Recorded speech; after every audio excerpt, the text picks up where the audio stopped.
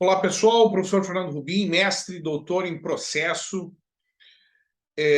advogado na área social e atuante nos estudos de processo e previdência, hoje com 18 obras.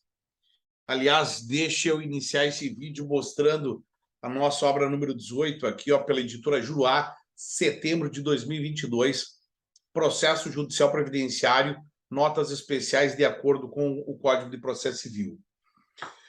E dentre os temas que a gente vem estudando corriqueiramente, porque são muito importantes, nós temos a questão das execuções. A execução é um momento muito importante no processo, porque é o momento de concretizar algo que foi definido pela instância judicial e que consolidou um título executivo judicial. É bem verdade que temos execuções de título extrajudicial, mas o foco da nossa apresentação, nosso cuidado são com as execuções de título judicial, os chamados cumprimentos de sentença. O novo Código de Processo Civil de 2015 trabalha com o modelo sincrético. O modelo, então, que a execução é mais uma etapa, mais uma fase do procedimento. Então, começamos o processo de cognição e de conhecimento para a formação do mérito, para reconhecimento do direito, com a fase postulatória, depois, tradicionalmente, vem fase saneadora, fase instrutória, fase decisória, fase recursal, e depois a fase de cumprimento da sentença. Essa fase de cumprimento da sentença contra o INSS, especificamente, é uma fase de cumprimento que tem uma organização tanto quanto diferenciada. Por quê?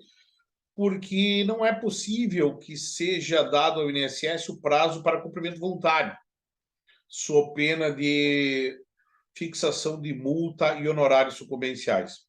Na verdade, a execução aqui contra o INSS já começa com a propositura de cálculos. Informalmente, a gente sabe que esse processo, a chamada execução invertida, em que o INSS apresenta cálculos e depois, então, a parte pode trazer a sua concordância ou não, mas do ponto de vista da ordem processual, a execução começa efetivamente com a apresentação dos cálculos pelo exequente, abrindo aí a oportunidade do INSS impugnar o cumprimento de sentença para que aí seja, então, expedido o precatório, o RPV, a chamada requisição de pequeno valor, quando a execução contra o INSS não atingir a cifra de 60 salários mínimos. Então, nós temos aqui um momento importante, um momento de consolidação do título executivo judicial. Evidentemente que não pode, na execução, ser discutida todas as matérias que poderiam ter sido objeto de discussão na fase do conhecimento. Dentre outros temas, o enunciado 148 do Conselho da Justiça Federal é muito claro com relação a isso, justamente porque se operou a preclusão das matérias da fase do conhecimento. Além do mais, então, nós temos a conjugação da preclusão com a formação da coisa julgada material. Raramente, né, então, os temas da fase de conhecimento poderiam ser objeto de execução. Um exemplo claro que a gente tem nesse sentido é erro material. Fora do erro material, né, tradicionalmente, não temos essa situação, né, essa possibilidade, então, repito, da matéria objeto do conhecimento ela poder ser trabalhada na execução. Agora, erro material no processo de direito social acontece demais, né? Por exemplo, divergências entre a fundamentação e o acórdão, que gera uma dificuldade muito grande para a execução do julgado. E quando há presença de erro material, podemos, então, admitir a correção via execução. O que é erro material, professor? Um erro de exteriorização. Fica claro que o juiz quis dizer uma coisa e acabou falando outra. E esse exemplo que eu dei é interessante porque na fundamentação fica claro que ele adota uma postura, por exemplo, pró-segurado, e no dispositivo acaba colocando isso posto julgo parcialmente de uma forma que reste incongruente com o desenvolvimento todo da fundamentação do julgado.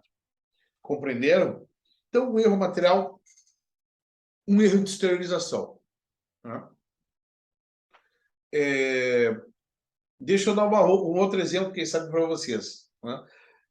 Bem simples da matemática, né? 2 mais 2 é igual a 4. Se o juiz da sentença colocar que 2 mais 2 é igual a 5, nós podemos falar em erro material sempre? Nem sempre. Se o juiz quiser explicar que 2 mais 2 não é 4, porque ele tem uma teoria, porque ele tem um entendimento que é 5, aí não é erro material, aí é erro de julgamento. E erro de julgamento se corrige por recurso, inclusive em embargo de declaração. O erro material, se vê que o juiz quis dizer que 2 mais 2 é igual a 4, mas ele colocou por equívoco o número 5, quando deveria ter colocado o número 4 na hora de completar, na hora de fechar, na hora de desenvolver a sua peça sentencial. Então, esse erro material pode ser corrigido a qualquer tempo. Esse erro material pode ser corrigido em execução mesmo após o trânsito de julgado. É o que a doutrina chama de vício transrescisório.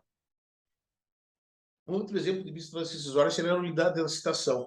Mas a nulidade da citação nos processos contra o INSS é uma situação, né, que não é tradicional corriqueira, né? Até porque a citação é pessoal, né, em nome da AGU. Muito bem. O que mais é título de introdução que eu gostaria de desenvolver com vocês aqui? As cargas eficaciais dos provimentos jurisdicionais, ou seja, as forças das decisões judiciais, né? A força de medidas executivas é uma força maior, porque agora o juiz tem que fazer cumprir a sua decisão. Então, as medidas executivas, elas têm força mandamental, tradicionalmente divididas em força mandamental e força executiva lato sensu. As mandamentais ainda autorizam o réu de fazer a medida,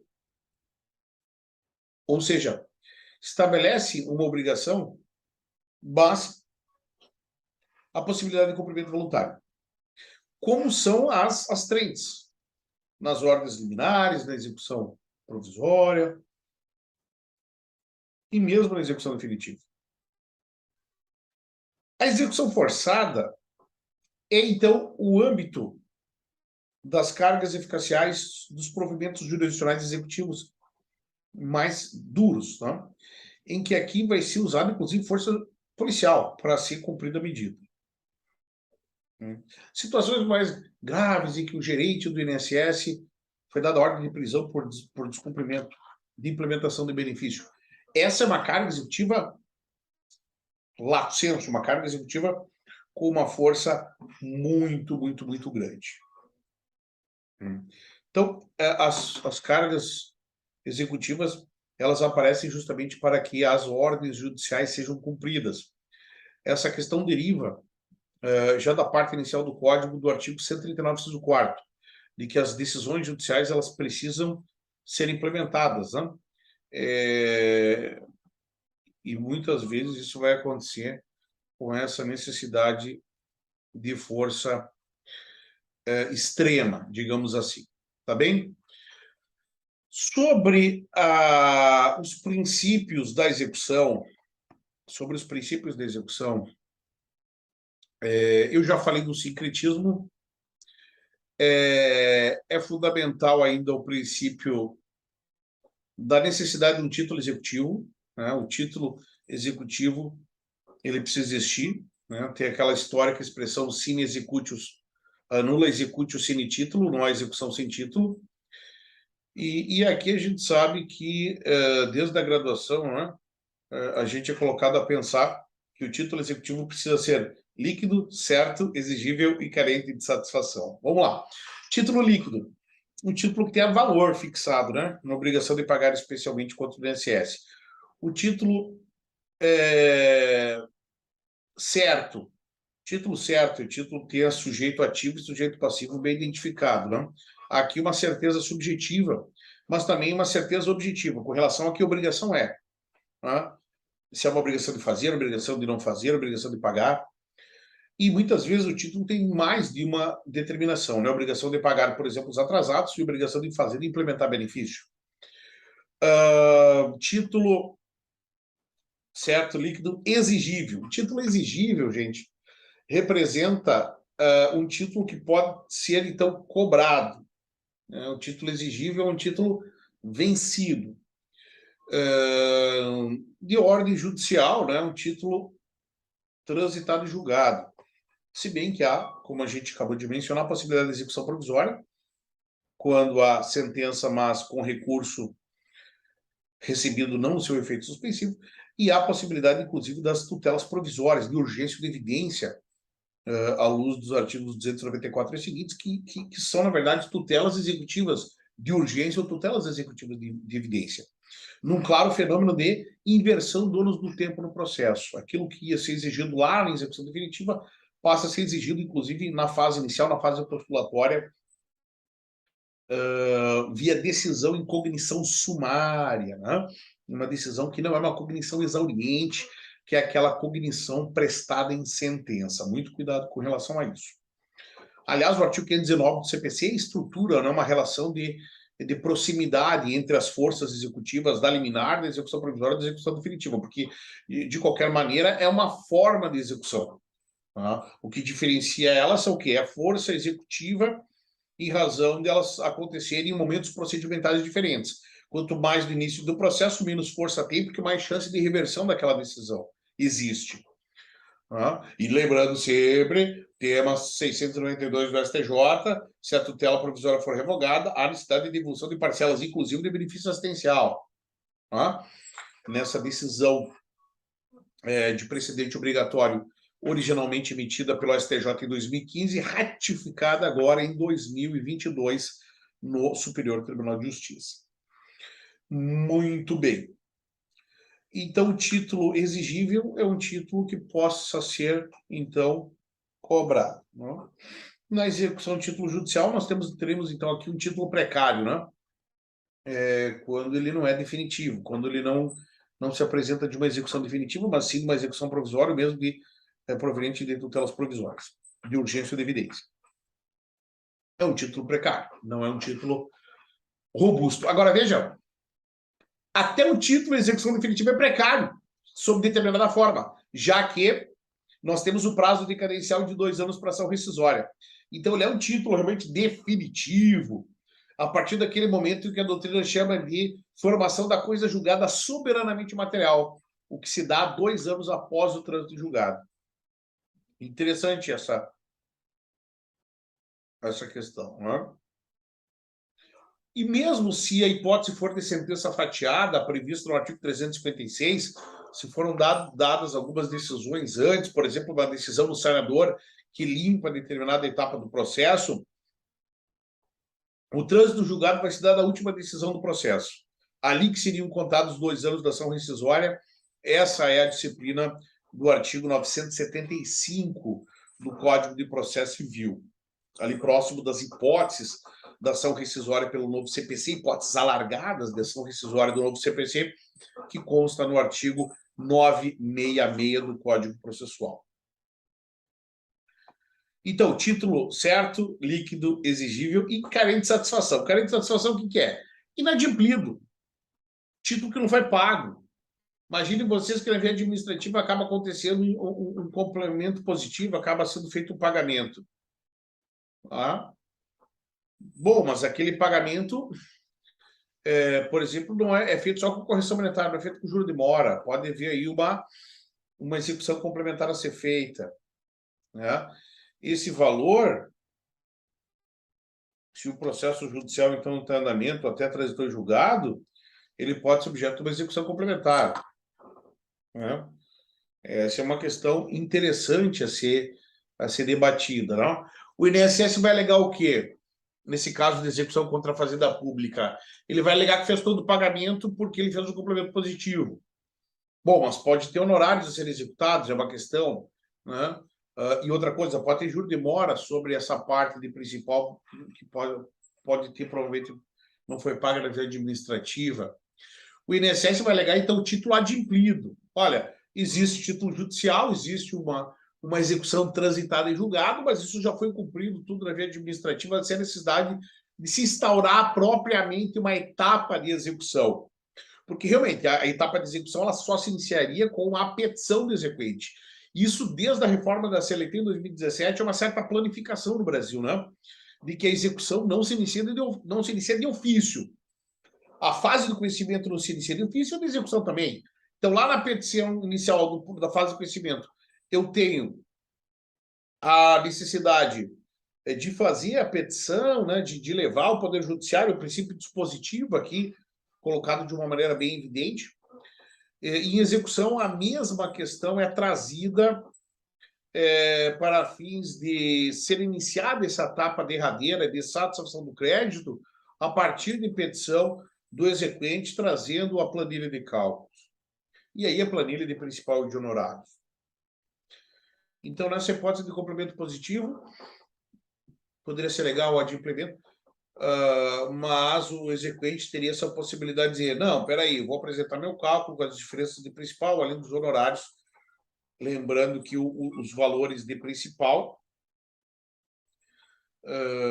não se compensam com os valores de honorários, com base especialmente no tema 1050 do STJ, um tema muito importante para o nosso âmbito aqui do processo judicial previdenciário.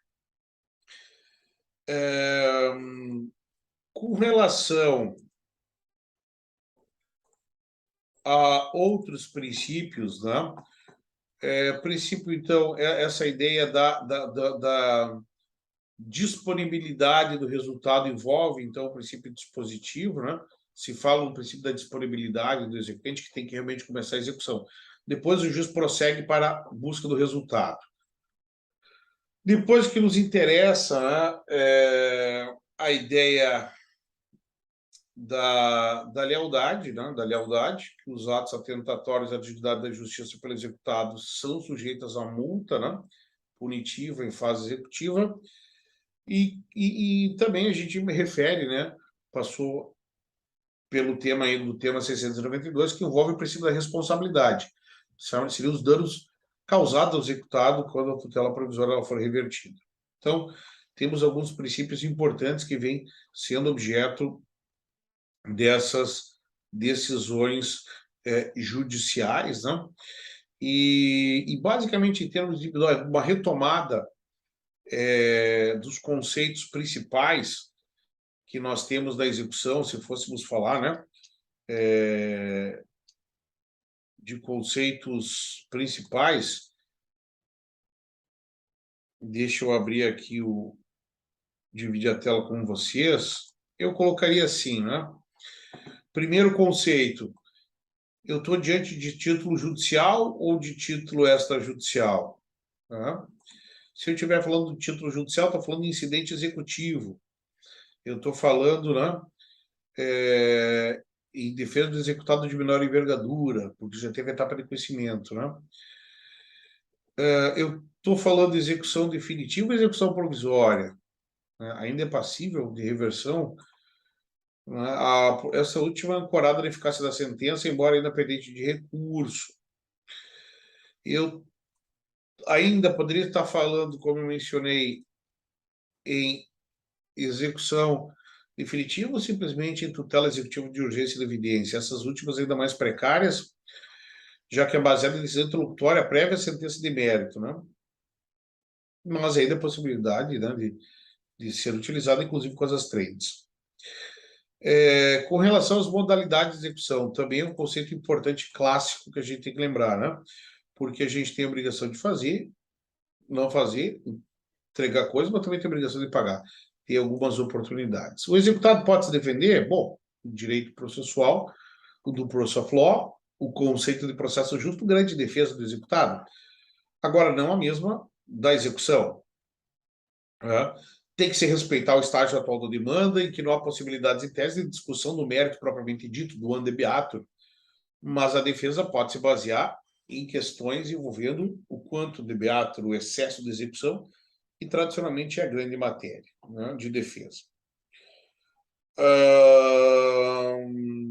No título judicial, a gente vai falar, então, tradicionalmente do INSS e do meio de defesa, que é a impugnação do cumprimento.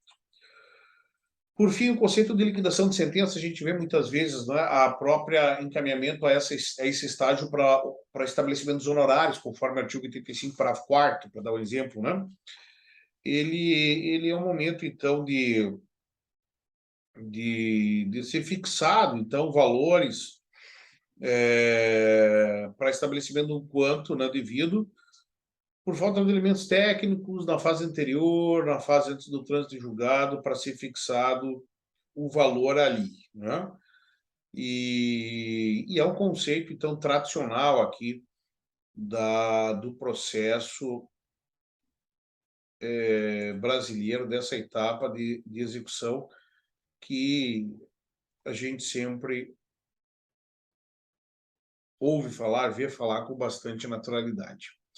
Ok, pessoal? Então, alguns conceitos, algumas ideias, algumas lógicas dessa etapa importante do processo, que o Código de Processo Civil, ele realmente coloca bastante ênfase, dá bastante desenvolvimento e diferencia realmente a execução contra o particular da execução contra a fazenda pública, especialmente porque a fazenda pública não vai pagar com cheque, não vai pagar em dinheiro, vai pagar por meio de todo um sistema, né, de formação, né, de uma requisição de pagamento que se dá por meio de precatório RPV, e isso mexe com toda a estrutura, com todo o sistema, gerando algumas questões, algumas particularidades que a gente precisa examinar, tá bem? Esse é mais uma atividade de atualização do professor Rubim, Processo Rubim, processo 24 horas. Acompanhe sempre as nossas atividades, nossa atualização no YouTube, no Instagram, no Telegram, e acompanhe especialmente o nosso site www.processorubim.com.br para maiores informações de cursos, para outras atividades gratuitas que a gente tem por lá. Vale sempre a pena seguir acompanhando o professor Rubim, o mago do processo.